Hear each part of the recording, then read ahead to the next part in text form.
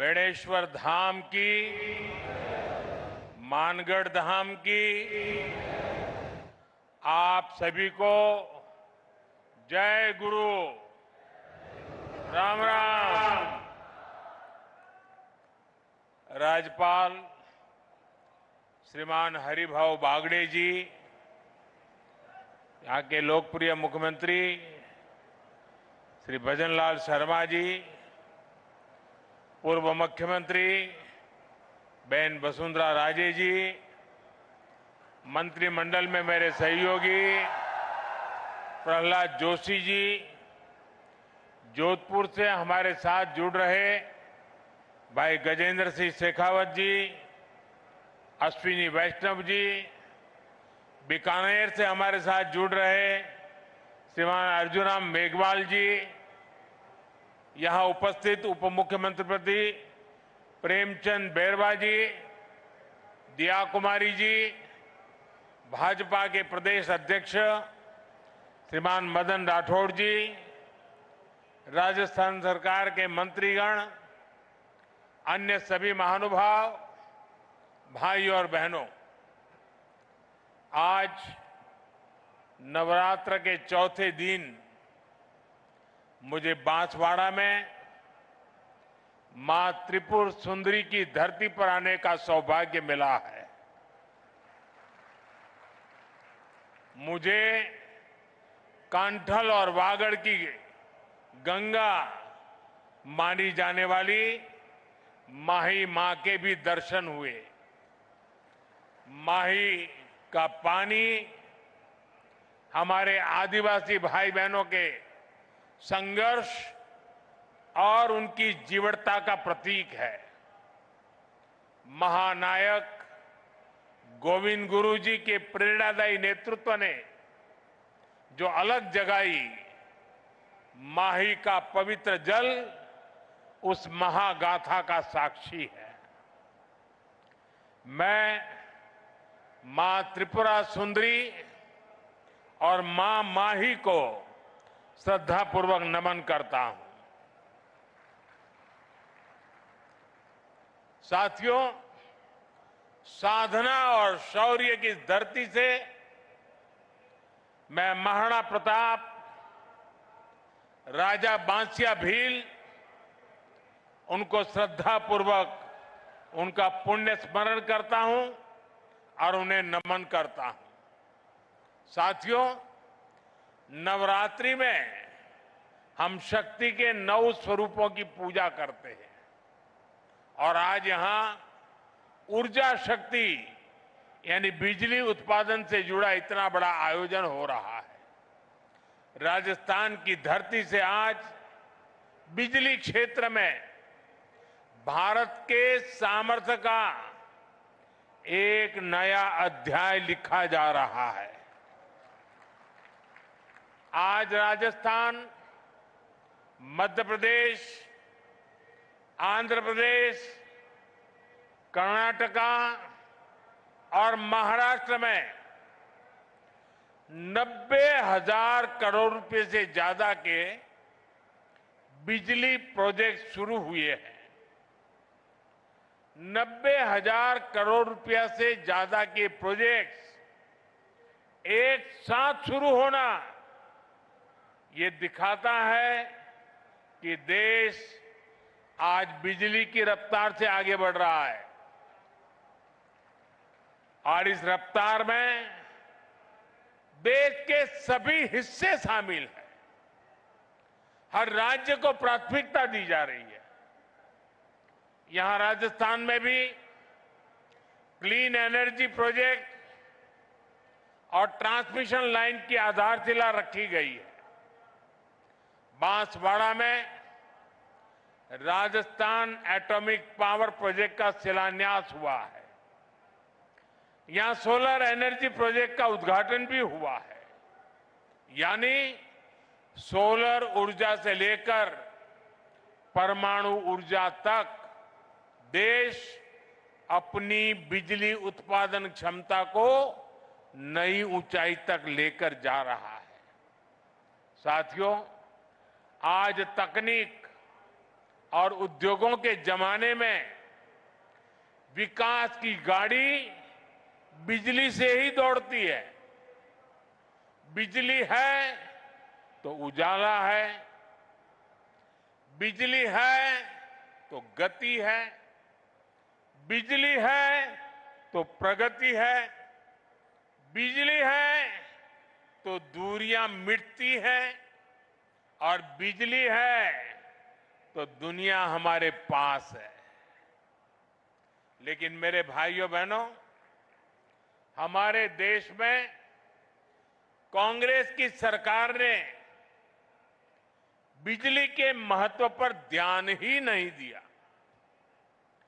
जब 2014 में आपने मुझे सेवा का अवसर दिया और जब मैंने दायित्व संभाला तो देश के 2.5 करोड़ घर ऐसे थे जहां बिजली का कनेक्शन नहीं था। आजादी के 70 साल बाद भी देश के 18,000 गांवों में बिजली का खंभा तक नहीं लगा था। देश के बड़े बड़े शहरों में घंटों घंटों की बिजली कटौती होती थी। गांव में तो 4-5 घंटे बिजली आ जाए तो बड़ी बात होती थी और उस समय लोग चुटकुला सुनाते थे कि हमारे यहां बिजली जाती है, ये न्यूज नहीं है। लोग कहते थे कि बिजली आई वो न्यूज होता था। लोग एक दूसरे को बधाई देते थे कि आज 1 घंटा बिजली आई थी। वो हाल थे। आज बिजली नहीं थी तो फैक्ट्रियां भी नहीं चल पाती थी, नए उद्योग नहीं लग पाते थे। राजस्थान समेत पूरे देश में यही हालत थी। भाइयों बहनों, 2014 में हमारी सरकार ने इन हालातों को बदलने का संकल्प लिया। हमने देश के हर गांव तक बिजली पहुंचाई। हमने 2.5 करोड़ घरों को मुफ्त बिजली कनेक्शन दिया और जहां जहां बिजली के तार पहुंचे वहां बिजली भी पहुंची। वहां लोगों की जिंदगी आसान हुई, वहां नए नए उद्योग पहुंचे। साथियों, 21वीं सदी में जिस देश को तेज गति से विकास करना है उसे अपने यहां बिजली उत्पादन बढ़ाना ही होगा और इसमें भी सबसे सफल वही देश होंगे जो स्वच्छ ऊर्जा यानी क्लीन एनर्जी में आगे रहेंगे। इसलिए हमारी सरकार स्वच्छ ऊर्जा के अभियान को एक जन आंदोलन बनाकर काम कर रही है। हमने पीएम सूर्यघर मुफ्त बिजली योजना शुरू की। आज इस योजना के तहत शहरों और गांवों में छतों पर सोलर पैनल लग रहे हैं।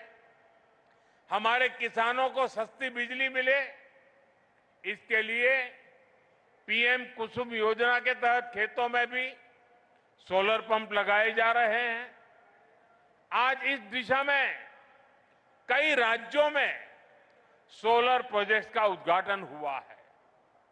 इन प्रोजेक्ट से लाखों किसानों को सीधा लाभ मिलेगा, यानी घर में मुफ्त बिजली के लिए पीएम सूर्यघर मुफ्त बिजली योजना और खेतों में मुफ्त बिजली के लिए पीएम कुसुम योजना।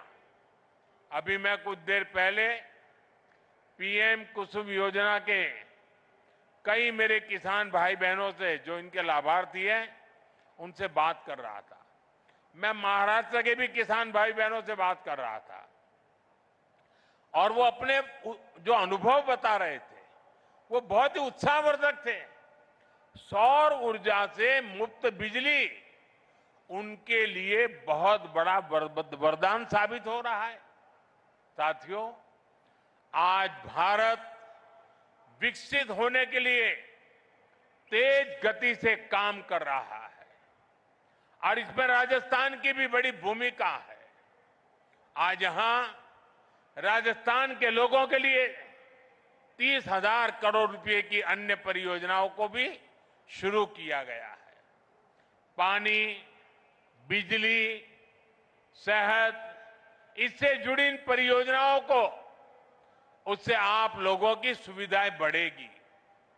मैंने अभी वंदे भारत समेत 3 नई ट्रेनों को हरी झंडी भी दिखाई है।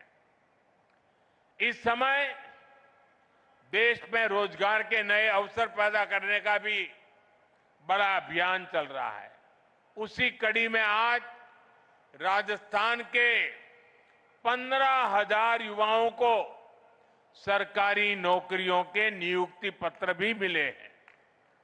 मैं इन सभी युवाओं को जीवन की इस नई यात्रा की शुभकामनाएं देता हूं। मैं राजस्थान के लोगों को विकास की परियोजनाओं के लिए भी बधाई देता हूं। साथियों, मुझे खुशी है कि आज राजस्थान की भाजपा सरकार राज्य के विकास में पूरी ईमानदारी से जुटी है। कांग्रेस ने राजस्थान को लूटकर जो जख्म दिए उसे भरने का काम हमारी सरकार कर रही है। कांग्रेस सरकार में राजस्थान पेपर लीक का सेंटर बन गया था। जल जीवन मिशन को भी कांग्रेस ने भ्रष्टाचार की भेंट चढ़ा दिया था। महिलाओं पर अत्याचार चरम पर था। बलात्कारियों को संरक्षण दिया जा रहा था। कांग्रेस राज में बांसवाड़ा, डूंगरपुर, प्रतापगढ़ जैसे क्षेत्रों में अपराध और अवैध शराब का कारोबार खूब पनपा। लेकिन जब यहां आपने भाजपा को मौका दिया तो हमने कानून व्यवस्था को मजबूत किया, योजनाओं में तेजी लाए। हम यहां बड़े बड़े प्रोजेक्ट लगा रहे हैं। आज राजस्थान में हाईवेज, एक्सप्रेसवेज का नेटवर्क बिछाया जा रहा है। आज भाजपा सरकार राजस्थान को, दक्षिण राजस्थान को तेज विकास की राह पर आगे बढ़ा रही है। साथियों, आज पंडित दीनदयाल उपाध्याय जी की जन्म जयंती है। उन्होंने हमें अंत्योदय का सिद्धांत दिया था। अंत्योदय यानी समाज के आखिरी पायदान पर खड़े व्यक्ति का उत्थान। उनका ये विजन आज हमारा मिशन बन चुका है। आज हम बहुत सेवा भाव से गरीब, दलित, पिछड़े, आदिवासी सभी के हित में काम कर रहे हैं। सबका साथ, सबका विकास, इसी मंत्र को लेकर के चल रहे हैं। साथियों, कांग्रेस ने आदिवासी समाज को हमेशा नजरअंदाज किया। उनकी जरूरतों को कभी समझा ही नहीं। ये भाजपा सरकार है जिसने आदिवासी कल्याण को प्राथमिकता देते हुए अलग मंत्रालय बनाया।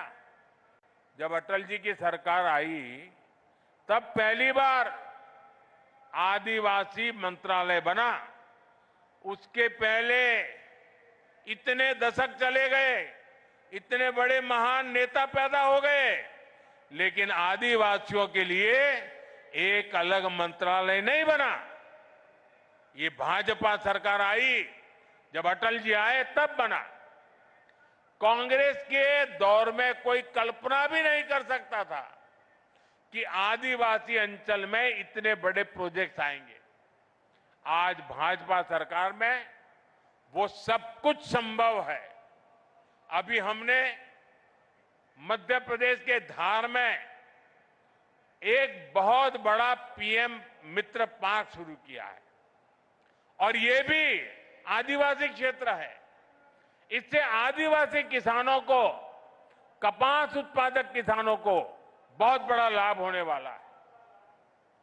साथियों, भाजपा के प्रयासों से ही आज गरीब आदिवासी परिवार की बेटी आदरणीय द्रौपदी मुर्मू जी देश की राष्ट्रपति बनी है।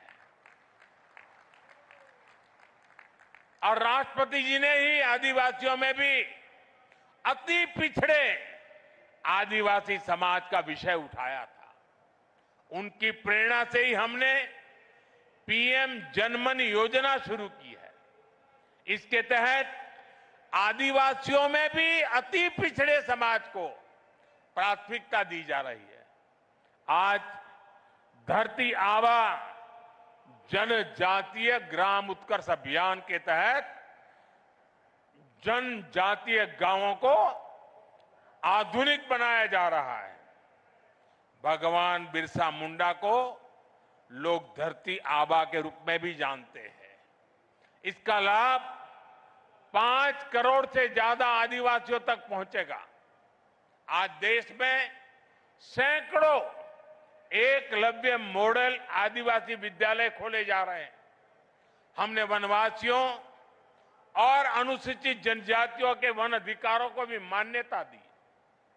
साथियों, आप ये भी जानते हैं, हमारे आदिवासी भाई बहन हजारों वर्षों से जंगल के संसाधनों का इस्तेमाल करते आए हैं। ये वन संसाधन उनकी प्रगति का जरिया बने, इसके लिए हमने वन धन योजना शुरू की। वन उपज की चीजों पर हमने एमएसपी को बढ़ाया। हमने जनजातीय समाज के उत्पादों को बाजार से जोड़ा। इसका परिणाम है आज देश में वन उपज में रिकॉर्ड वृद्धि हुई है। साथियों, आदिवासी समाज को स्वाभिमान से जीवन जीने का अवसर मिले, ये हमारी प्रतिबद्धता है। उनकी आस्था, उनके आत्मसम्मान और उनकी संस्कृति की रक्षा करना, ये हमारा संकल्प है। साथियों, जब देश के सामान्य मानव का जीवन आसान होता है तो वो खुद आगे बढ़कर देश की प्रगति का नेतृत्व करता है। आप लोगों को याद होगा, आज से 11 साल पहले कांग्रेस के समय हालात कितने खराब थे। और खराब क्यों थे? क्योंकि कांग्रेस सरकार देशवासियों के ही शोषण में लगी थी। कांग्रेस सरकार देश के लोगों को ही लूट रही थी। कांग्रेस के समय में टैक्स और महंगाई दोनों आसमान पर थी। आपने जब मोदी को आशीर्वाद दिया तो हमारी सरकार ने कांग्रेस की लूट को बंद किया। साथियों, ये आजकल बहुत मुझ पर गुस्से में रहते हैं, इसका कारण भी यही है। साथियों, 2017 में हमने जीएसटी लागू करके देश को टैक्स और टोल के जंजाल से मुक्ति दिलाई थी। अभी नवरात्रि के पहले दिन से फिर जीएसटी में बहुत बड़ा सुधार किया गया है। इसका नतीजा ये हुआ है कि आज पूरा भारत जीएसटी बचत उत्सव मना रहा है। हर रोज इस्तेमाल की जाने वाली ज्यादातर चीजें सस्ती हो गई हैं। यहां इतनी बड़ी संख्या में माताएं बहनें आई हैं, और जब मैं अभी जीप में आ रहा था, सब माताएं बहनें आशीर्वाद दे रही थी। घर में माताओं बहनों के लिए रसोई का खर्च कम हो गया है। साथियों, साल 2014 से पहले अगर आप साबुन, शैम्पू, टूथपेस्ट, टूथ पाउडर ऐसे रोजमर्रा के सामान पर अगर आप 100 रुपये की चीज खरीदते थे, तब ये 100 रुपये का सामान आपको 131 रुपये का पड़ता था। सामान 100 का और देना पड़ता था 131 रुपया। और 2014 के पहले की बात कर रहा हूं, जो आजकल बयान बहादुर भांति भांति के झूठ फैला रहे हैं ना, यानी कांग्रेस सरकार 100 रुपये की खरीद पर 31 रुपये टैक्स लेती थी। 2017 में जब पहली बार हमने जीएसटी लागू किया तो यही 100 रुपये का सामान सिर्फ 18 रुपये बढ़े और 118 रुपये में आने लगा। यानी कांग्रेस सरकार से भाजपा सरकार आते आते 100 रुपये पर 13 रुपये की बचत हुई। अब 22 सितंबर को हम दोबारा जीएसटी को रिफॉर्म किया। जीएसटी रिफॉर्म के बाद जो 14 के पहले 100 रुपये का 131 रुपया देना पड़ता था, अब 100 रुपया में सिर्फ 5 रुपया टैक्स लगता है, सिर्फ 105 रुपया देना पड़ता है।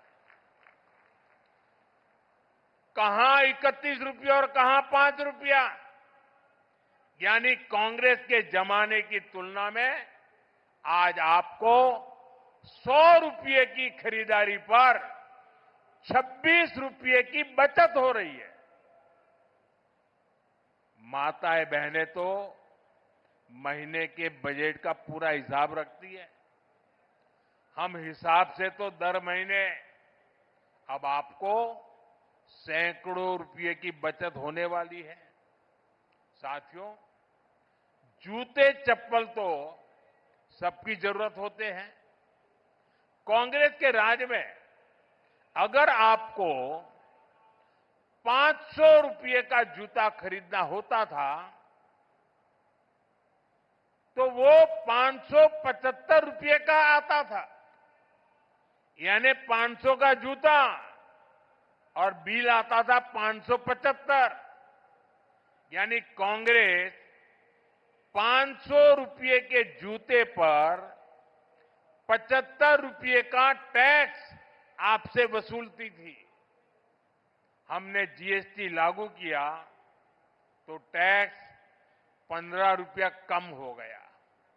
अब नए जीएसटी के बाद आपको इसी जूते पर 50 रुपया कम देना पड़ेगा। पहले 500 से ऊपर के जूतों पर और भी ज्यादा टैक्स लगता था। हमने वो 500 वाला स्लैब भी हटा दिया। अब हमने जो 500 तक का स्लैब था उसको हटा करके 2500 रुपये तक जो जूते उसका टैक्स भी कम कर दिया। साथियों, एक सामान्य परिवार का सपना होता है कि उसके पास एक स्कूटर या मोटरसाइकिल हो।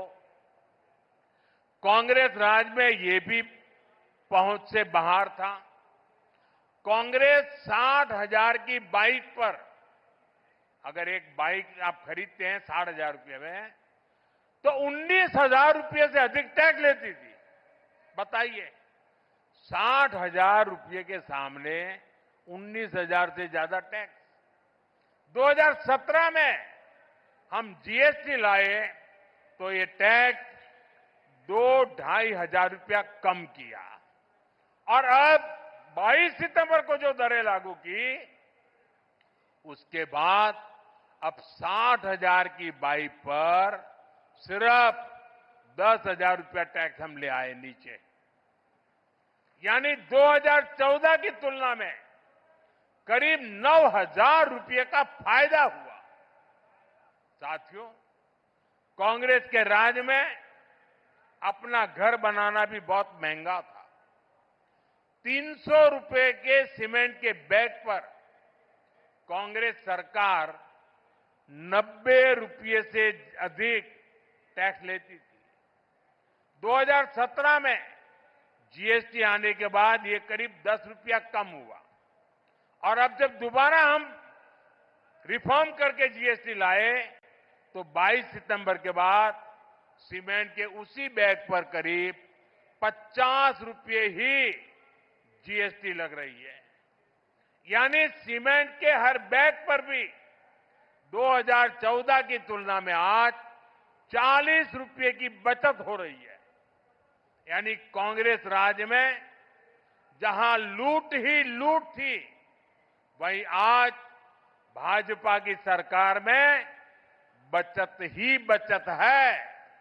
और तभी तो देश जीएसटी बचत उत्सव मना रहा है और जीएसटी बचत उत्सव को पूरे देश में मनाया जा रहा है।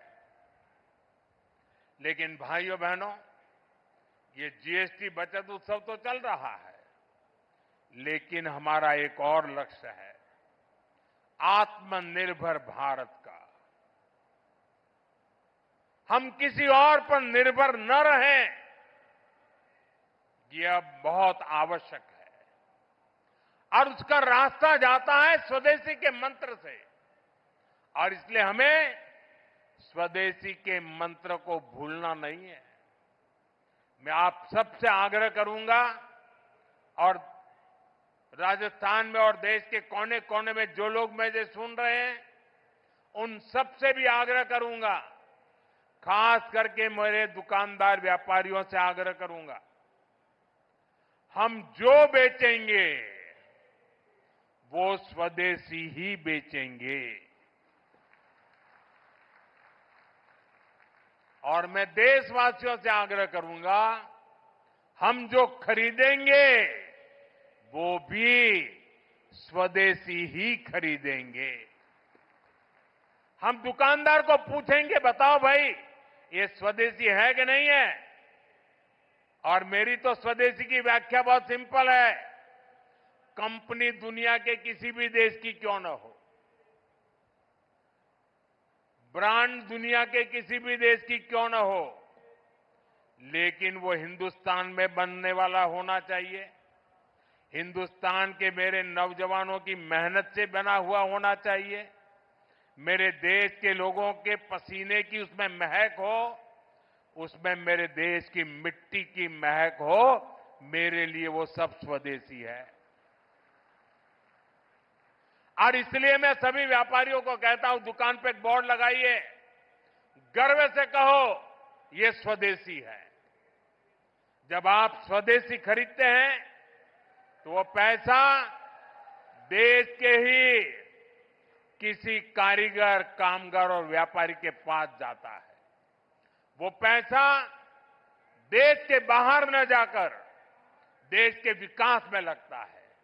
उससे नए हाईवे बनते हैं, नई सड़कें बनती हैं, स्कूल बनते हैं, अस्पताल बनते हैं, गरीबों के लिए घर बनते हैं।